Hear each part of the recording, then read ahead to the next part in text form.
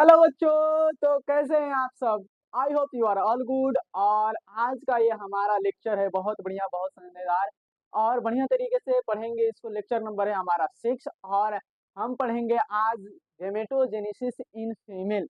Gametogenesis कैसे होता है फीमेल में, ओवम कैसे बनता है, फोलिकल कैसे होते हैं, ये सारी बातों को चर्चा करेंगे। इससे पहले आप चैनल पर पहली बार है तो इसको लाइक कर दीजिएगा, सब्सक्राइब कर दीजिएगा और शेयर कर दीजिएगा, क्योंकि ये बहुत बड़ा नीट और क्लास 12 के लिए कॉन्सेप्ट होने वाला है। तो बढ़िया तरीके से मजे लेकर पढ़ते रहिए। और चलिए तो शुरू करते हैं आज का लेक्चर नंबर हमारा 5।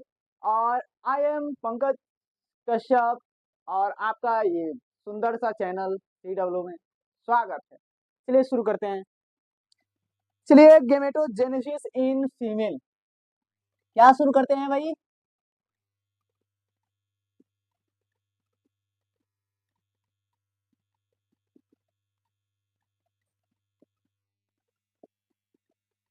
इन फीमेल आपको बहुत बढ़िया तरीके से समझाया जाएगा। बहुत सारे आपको ऐसे हैं कि प्लेटफॉर्म को पढ़ाया जाए तो वो भी है, बट आपको हम कुछ डिफरेंस टाइप से, जैसे कि फ्लो चार्ट में हम बताते हैं, आपको चीज़ों को एनालाइज किया जाता है, प्रॉपर तरीके से आपको समझाया जाता है। तो सारी चीज़ को सीरीज सीरीज बाय सीरीज और फ्लो चार्ट में ही बताया जाएगा। तो चलिए शुरू करते हैं। ओके, ये तो थोड़ा सा इधर हो गया, थोड़ी सी। ओके, और ये क्लास दोनों मीडियम में चलेगा। हिंदी मीडियम के बच्चे भी पढ़ सकते हैं और इंग्लिश मीडियम के बच्चे भी पढ़ सकते हैं, क्योंकि ये सीरीज आपको स्टेप बाय स्टेप और क्लियरिटी के साथ पॉइंट बाय पॉइंट बताया। चलिए, तो आपको पता ही है कि फीमेल में क्या होता है। oogenesis होता है। oogenesis होता है। oogenesis कैसे होता है, कब होता है फीमेल में।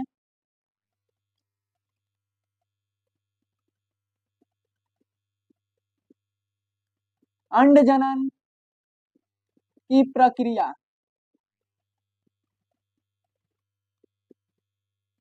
प्रोसेस ऑफ oogenesis, समझ में आ रहा है। Process of oogenesis। अब ये oogenesis होता कब है, oogenesis कब होता है, तो आपको पता ही है कि oogenesis जब एक बच्ची क्या होती है, फीटल लाइफ में होती है, एक एम्ब्रियोनिक लाइफ में होती है, तो क्या होती है उसमें oogenesis चालू हो जाता है। आपको बताया गया है, पहले ही लेक्चर में बता दिया गया। यदि आप लेक्चर नहीं देखे हैं 0, 1, 2, 3, तो आप पिछले लेक्चर जाकर देख लीजिए और इसको बढ़िया तरीके से पढ़ते रहिए। तो oogenesis कब होता है बच्चियों में, तो आपको पता ही है कि oogenesis फीटल लाइफ में क्या होता है, एम्ब्रियोनिक लाइफ देते हैं। एम्ब्रियोनिक लाइफ में होता है, क्या होता है एम्ब्रियोनिक लाइफ में, भ्रूणीय भ्रूणीय जीवन में क्या होता है, भ्रूणीय अवस्था बोले या भ्रूणीय जीवन, वैसे तो आपको पता ही है एम्ब्रियोनिक लाइफ में होता है। अब एम्ब्रियोनिक लाइफ में होता है तो आपसे ये भी तो क्वेश्चन हो सकता है कि तब ये जो oogenesis होता है बंद कब होता है भाई, या कब से कब तक चलता है। तो आपको इतना तो क्लैरिटी होनी चाहिए कि oogenesis कब हुआ, एम्ब्रियोनिक लाइफ में oogenesis शुरू हुआ, स्टार्टेड स्टार्टेड क्या हुआ, oogenesis oogenesis oogenesis कब, एम्ब्रियोनिक लाइफ या भ्रूणीय अवस्था में। समझ में आ रहा है। अब ये समझना है कि ये जब oogenesis प्रोसेस है खत्म कब होता है, तो आपको पता है या नहीं भी पता होगा तो हम बताएंगे। oogenesis की प्रोसेस कब खत्म होता है, जब एक स्पर्म क्या होता है, ओवम को क्या करता है आकर जब फर्टिलाइज कर देता है, जब फर्टिलाइज करता है तब क्या होता है, ये प्रोसेस समाप्त हो जाती है, ये प्रक्रिया क्या होती है, समाप्त हो जाती है। तो जब क्या करता है एक स्पर्म क्या करता है, एग को फर्टिलाइज कर देता है या एग में प्रवेश कर जाता है। क्या होता है, एग एक वन स्पर्म इंटर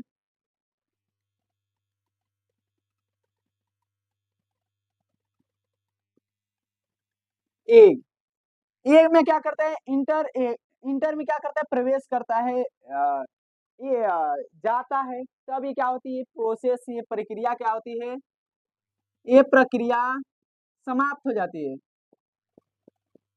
ये प्रक्रिया क्या होती है, समाप्त हो जाती है, खत्म हो जाती है। तो ऐसे तो आपको ये सारी चीज क्लैरिटी हो गया कि एम्ब्रियोनिक लाइफ में क्या होता है। जब कोई भी बच्चा है, सॉरी कोई भी जो बच्ची है उसमें एक जनन की प्रोसेस कब चालू होती है, एम्ब्रियोनिक लाइफ में। जब एक भ्रूणीय अवस्था में एक बच्ची होती है तभी चालू हो जाता है। और बंद कब होता है, तो जब एग क्या होते हैं कि उसमें आकर प्रवेश करते हैं, सॉरी क्या होते हैं, स्पर्म आकर प्रवेश करते हैं एग में, तब क्या होता है, ये बंद हो जाता है। समझ में आ रहा है, इतना क्लियर हो गया। ओके, अब हम oogenesis की प्रोसेस को पूरा फ्लो चार्ट में बढ़िया तरीके से देखेंगे। चलिए यहाँ पर इतना तो हो गया ना। ओके, चलिए अब oogenesis के जो स्टेप बाय स्टेप है उसको पूरा बढ़िया तरीके से देखेंगे, सारी चीजें को क्लियर किया जाएगा।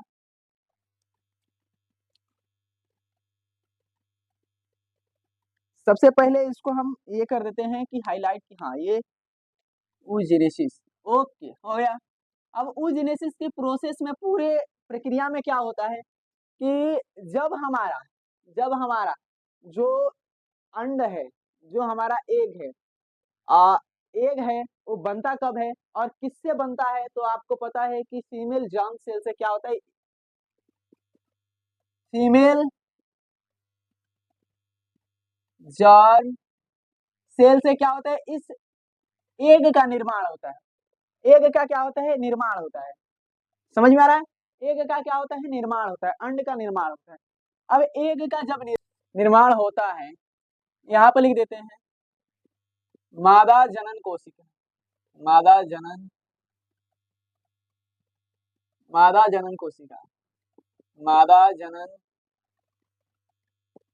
कोशिका। समझ में आ रहा है, हिंदी मीडियम वाले बच्चे के लिए भी है।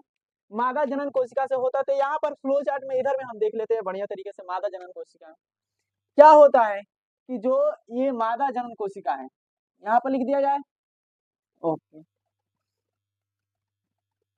फीमेल जर्म सेल हो गया। अब यहाँ से क्या हुआ कि इसमें इसमें गुणन होता है, इसमें मल्टीप्लिकेशन होता है, इसमें क्या होता है, गुणन होता है। तो ये गुणन होता है तो क्या बनता है, उगोनिया। क्या होते हैं, उगोनिया, मल्टी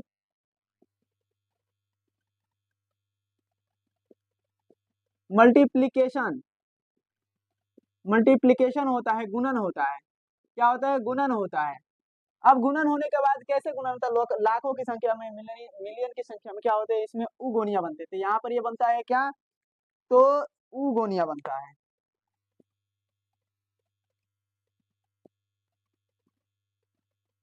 उगोनिया,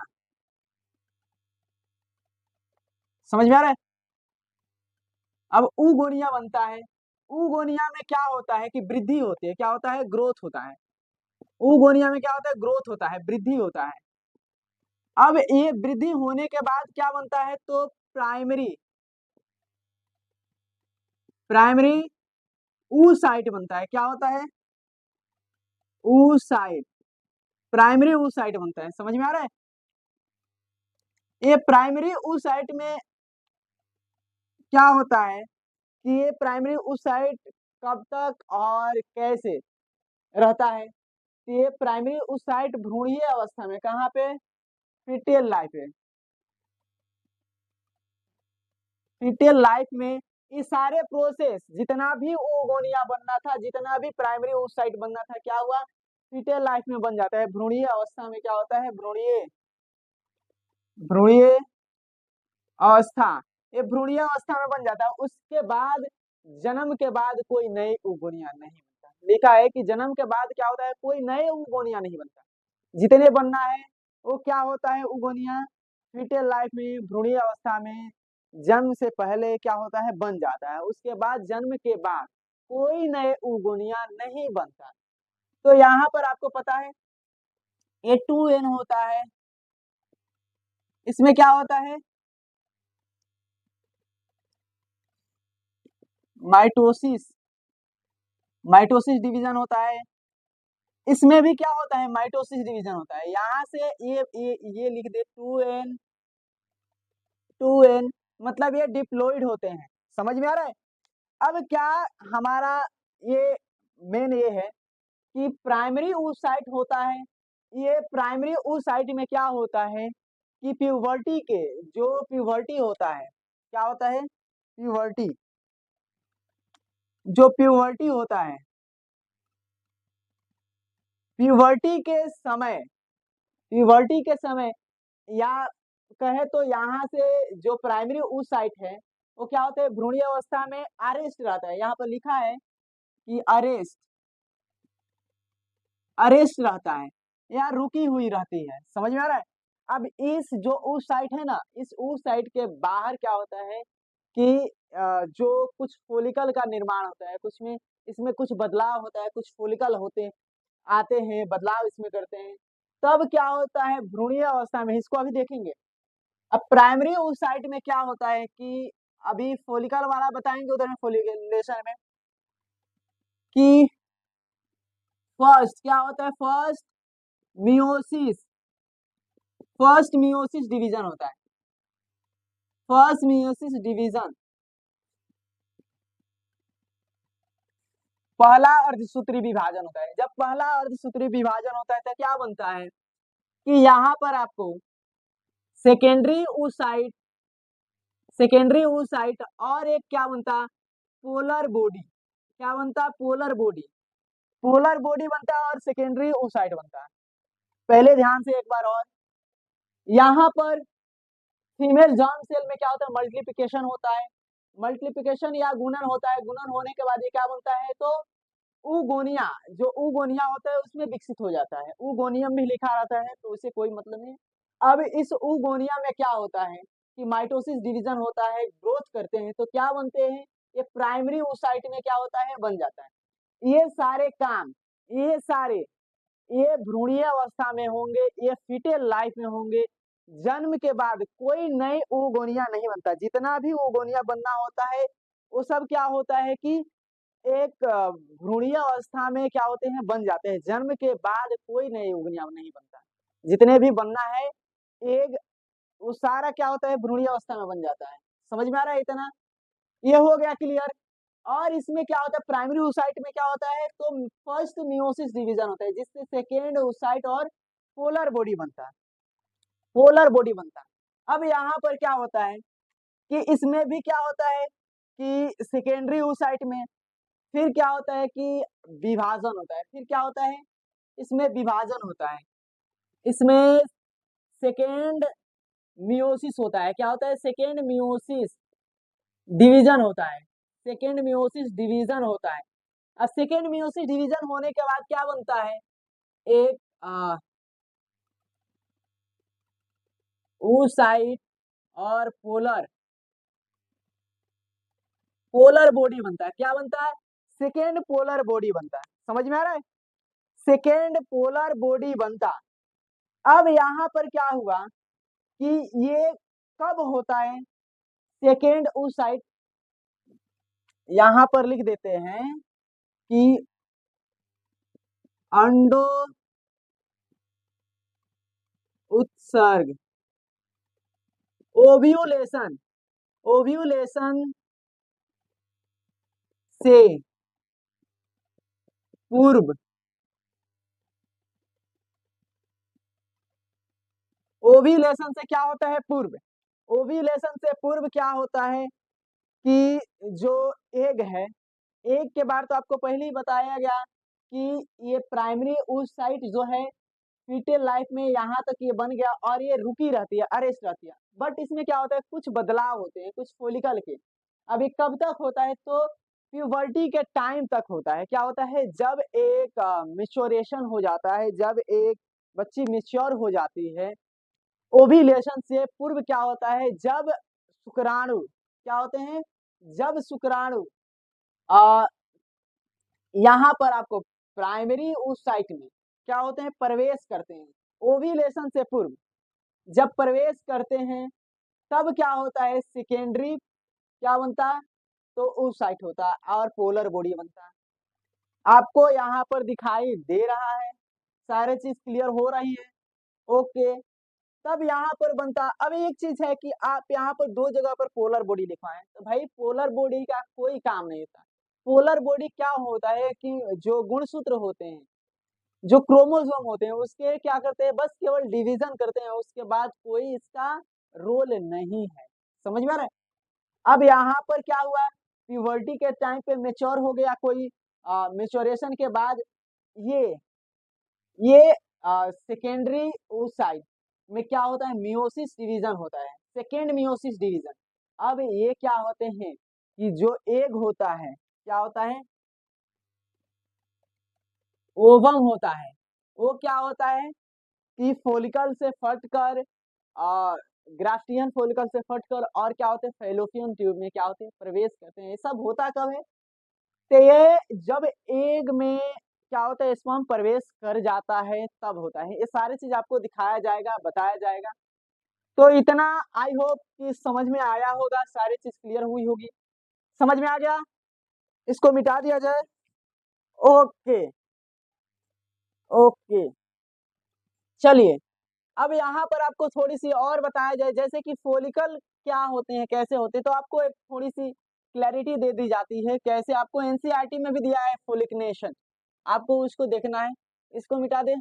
ओके, अब यहाँ पर आपको एक हम ऐसे बना देते हैं। अब सबसे पहले क्या हुआ कि ओवरी है, क्या है, ओवरी है। ये सब ओवरी में ही होता है। क्या होता है, जो आपको पीछे बताया गया सब क्या होता है, ओवरी में होता है। समझ में आ रहा है? एक ओवरी है, अंडाशय है, अंडाशय ओवरी है। अब ओवरी में यहाँ पर आपको बताया जा रहा है कि यहाँ पर जो ये आपको फीमेल जर्म सेल है, क्या है, फीमेल जर्म सेल है, मादा जनन सेल या कोशिका। समझ में आ रहा है? मादा जनन कोशिका है। ये क्या होते हैं कि आ, इसमें माइटोसिस डिवीजन होता है। क्या होता है, माइटोसिस।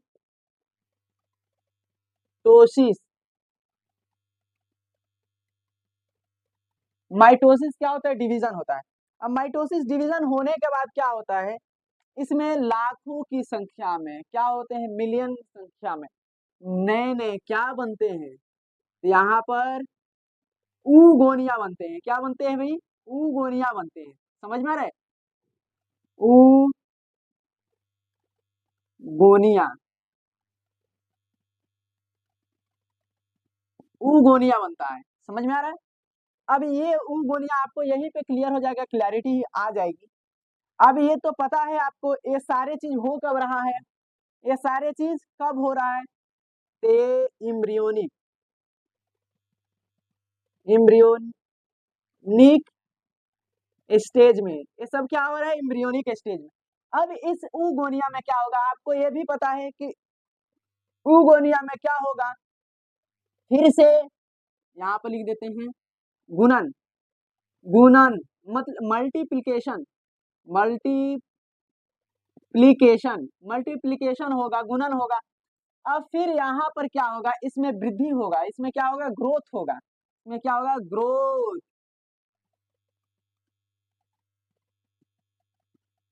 इसमें ग्रोथ होगा। अब ग्रोथ होगा तो क्या बनेगा, आपको ये भी पता है, ग्रोथ होने के बाद प्राइमरी क्या, प्राइमरी oocyte, क्या बनेगा, प्राइमरी oocyte। ये क्या हुआ, प्राइमरी oocyte हुआ, ये प्राइमरी oocyte।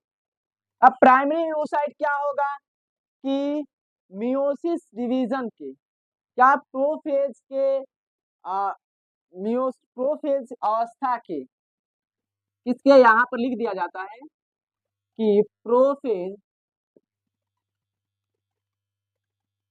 प्रोफेज के अवस्था में क्या होगा, ये रुका रहेगा, ये क्या होगा, इसमें रुका रहेगा। और यहां से क्या होगा, प्यूबर्टी है, प्यूबर्टी है। अब ये ये यहाँ से आपको लिख दिया जाता है कि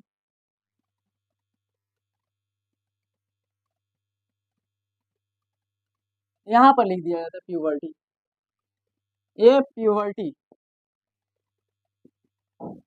प्यूबर्टी यहाँ पर लिख दिए। ये प्रोफेज के डिप्लोटिन, हाँ ये भी लिख देते हैं, प्रोफेज के डिप्लोटिन, प्रोफेज के डिप्लोटिन स्टेज में अरेस्ट, अरेस्ट रहेगा, क्या होगा, रुका रहेगा। अब यहाँ पर आपको पता है कि यहाँ पर ये कुछ नहीं हो सकता है, यहाँ पर जो है प्राइमरी oocyte के बाहर क्या होगा, कुछ फोलिकुलेशन होगा, कुछ फोलिकल बनेंगे। तो चलिए देखते हैं उसको। अब यहाँ पर आपको ये दिखाई दे रहा है मेरा बाबू कि ये जो हमारा एक oocyte है ना, प्राइमरी oocyte, इसके बाहर क्या होगा, इसके बाहर यहाँ पर कुछ फूल माला जैसे, अब फूल माला है तो क्या है इसका नाम, इस फूल माले का एक बार देख लिया, जब ब्लरिंग नहीं करे। ओके, सब तो सही चल रहा है। अब फूल माला है तो फूल माला का नाम क्या है, जरा पता होगा जिसको तो कमेंट करेगा भाई। ये क्या होता है, हम लिख देते हैं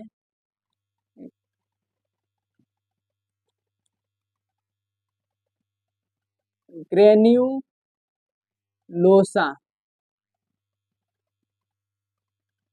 ग्रेन्यूलोसा कोशिकाओं का ग्रुप क्या होगा, समूह, ग्रे ग्रेन्यूलोसा, ये क्या होती है, ग्रेन्यूलोसा,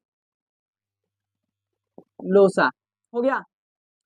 ग्रेन्यूलोसा कोशिकाओं का क्या होगा, यहाँ पर एक लेयर आएगा, इस पहले क्या होगा, इस प्राइमरी oocyte के बाहर कुछ क्या होगा, फोलिकुलिनेशन होगा, तो इसे क्या बोलेंगे, प्राइमरी फोलिकल, क्या बोलेंगे इसे, primary follicle, primary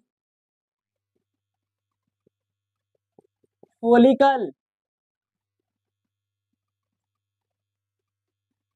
primary follicle, प्राथमिक पुट्टिका, क्या, प्राथमिक पुट्टिका, प्राथमिक पुट्टिका, समझ में आ रहा है। अब यहाँ पर ये तो हो गया, फिर इसके बाद क्या होगा, फिर इसमें आगे कुछ वृद्धि होगा, तो क्या होगा इसमें, इस लेयर के बाहर यहाँ पर आपको एक तो लेयर था ही ग्रेन्युलोसा कोशिकाओं का, अब ये क्या होगा, दूसरा भी लेयर आ गया, दो लेयर आ गया, क्या हो गया, दो लेयर, ग्रेन्युलोसा कोशिकाओं का क्या हुआ, दो लेयर आ गया। और एक बाहर क्या हुआ कि एक झिल्ली आई, एक मेम्ब्रेन आई, इस मेम्ब्रेन क्या होती है, थेका होती है, थेका, और ये ग्रेन्युलोसा कोशिका का दो लेयर आ गया, तो इसे बोलेंगे secondary follicle, follicle, secondary follicle. अब यहाँ पर आपको थोड़ी सी और क्लैरिटी आ गई कि ये सेकेंडरी फोलिकल हो गया।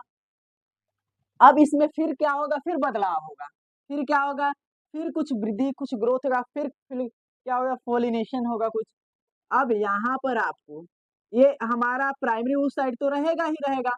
अब इस प्राइमरी oocyte के बाहर एक क्या होगा, थेका एक्सटर्ना और एक थेका इंटरना आएगा।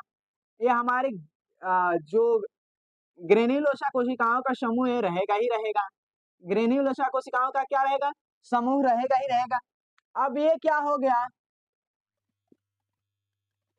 थेका इंटरना, अब ये क्या, अरे अब ये क्या हो गया, थेका एक्सटर्ना, थेका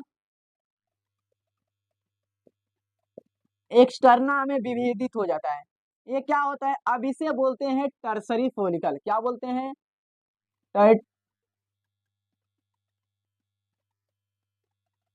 टर्सरी फोलिकल, क्या बोलते हैं, टर्सरी फोलिकल। तो ये समझ में आ गया। अब ये प्यूबर्टी के टाइम तक क्या होगा, टर्सरी फोलिकल किसमें रहेगा, तो प्राइमरी oocyte में, क्या होगा, प्राइमरी oocyte में ये अरेस्ट रहेगा, समझ में आ रहा है। अब यहां से क्या होगा, ओव्यूलेशन से, यही है ओव्यूलेशन, क्या है, तो इसमें यहाँ पर लिख दिया जाता है।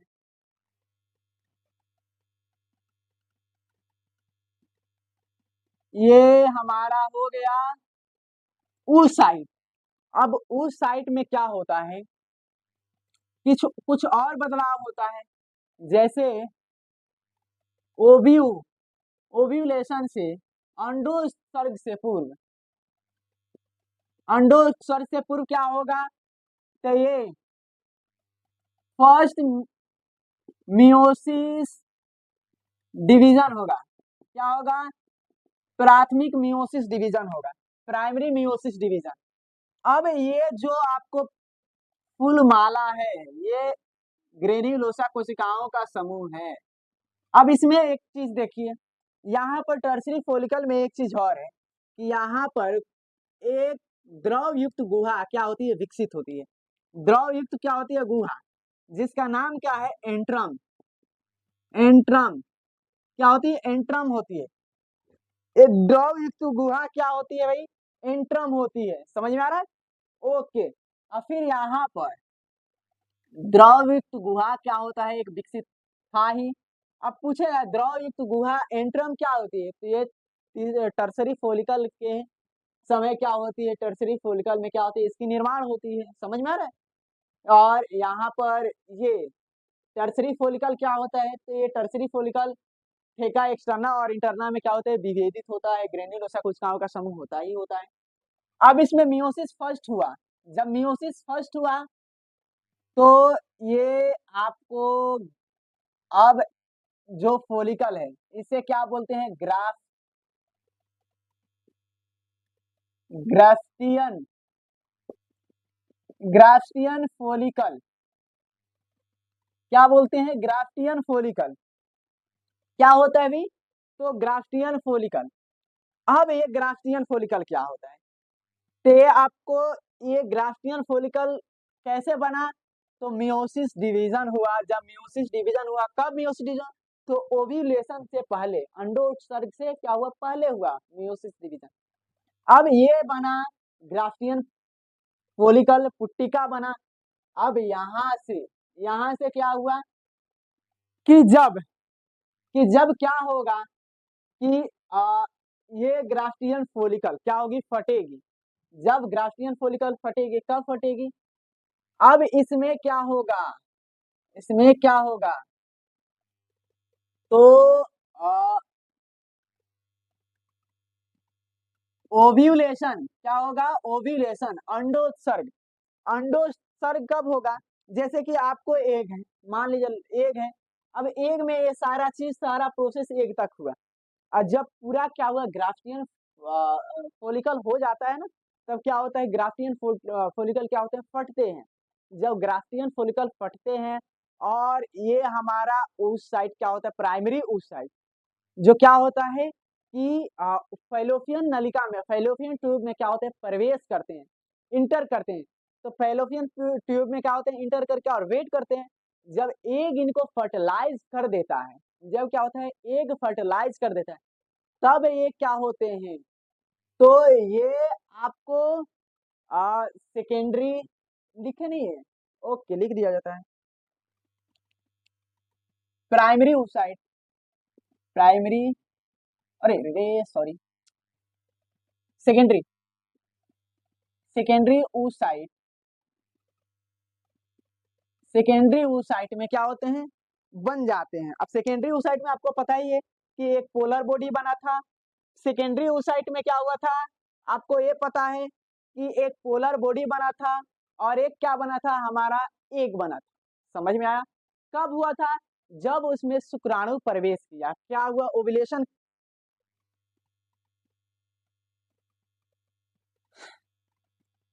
जब ओव्यूलेशन होता है, जब ओव्यूलेशन होता है, कब होता है, कि जब एग में शुक्राणु प्रवेश किया, तब क्या हुआ, आपको ये सेकेंड पोलर बॉडी, और सेकेंड क्या बना आपको, ये बना, एग बना। सेकेंड एग बोले आपको, एक एग ही बन गया। तो एग बन गया, तो यहाँ पर आपको ओव्यूलेशन हुआ, अंडोत्सर्ग हुआ, अंडो अंडो उत्सर्ग, ओविलेशन हुआ। अब यही ओविलेशन के पश्चात क्या होता है कि एग से क्या होता है कि ये फर्टिलाइज करते हैं स्पर्म, तभी क्या होता है फर्टिलाइजेशन। ये प्रोसेस को हमको आगे देखना है, बस यहाँ तक आपको समझ में आ गया। ओविलेशन क्या होता है, जब फोलिकल क्या होते हैं, ध्यान से, जब फोलिकल फटते हैं, ग्राफ्टियन फोलिकल क्या होते हैं, फटते हैं। अब ये आपको आगे बताया जाएगा ग्राफ्टियन फोलिकल फटता है तो क्या बनता है, ग्राफ्टियन फोलिकल कैसे बनता है आपको पीरियड में बताया जाएगा, मेंस्ट्रुअल साइकिल में अभी बताया जाएगा। तो सारी चीजें हैं, क्लियर हुआ, क्लियर हुआ कि ग्राफ्टियन फोलिकल और यहाँ पर एंट्रम एक था, यहाँ पर क्या था भाई, थेका एक्सटर्ना और थेका इंटरना था ही था। अब ये जब इसमें क्या होता है कि प्राइमरी oocyte ओविलेशन से पूर्व क्या होता है, मियोसिस वन पूरा होता है, मियोसिस वन पूरा होते हैं तो क्या बनते हैं, फोलिकल। कौन फोलिकल, ग्राफ्टियन फोलिकल। अब ग्राफ्टियन फोलिकल फटते हैं, तब क्या होता है, ग्राफ्टियन फोलिकल फटते हैं तो ओविलेशन होता है। क्लियर हो गया, बात क्लियर हो गई, ओके, एक बार देख लिया जाए। और चलिए अभी तो ज्यादा हो गया, बट इसको नेक्स्ट वीडियो वीडियो में क्या किया जाएगा, आपको कवर कराया जाएगा। इसको भाई, तो आपको मेंस्ट्रुअल साइकिल को, एमसी को नेक्स्ट वीडियो में कवर कराया जाएगा। तो ऐसे ही पढ़ते रहिए, बट आप लोग को ये है कि आप लोग के पास एक ओसीडी है कि आप लोग रिवीजन नहीं कर रहे, रिवीजन करिए, चीजों को पढ़िए, पढ़िएगा जितना करिएगा आपको पता है, आपको पहले ही बताया जाता है कितना टफ एग्जाम आ रहा है। अभी जो 2025 में देखा गया कितना टफ एग्जाम आया था, आपको कैसे कैसे क्वेश्चन ट्रीट किया था, तो ये आपको ध्यान में रखकर, मद्देनजर रखकर, और हिंदी मीडियम के खास बच्चे को ये बोल रहे हैं कि आप लोग थोड़ी सी क्या करिए, टर्मोलॉजी जो हिंदी वाली टर्म है उसको समझिए, इंग्लिश वाली टर्म है उसको समझिए, और क्या करिए कि ये याद रखिएगा इंग्लिश की टर्मोलॉजी, तो आपको आगे समझ में आएगा बढ़िया बेहतरीन तरीके से। तो चलिए चलते हैं, मिलते हैं नेक्स्ट वीडियो में।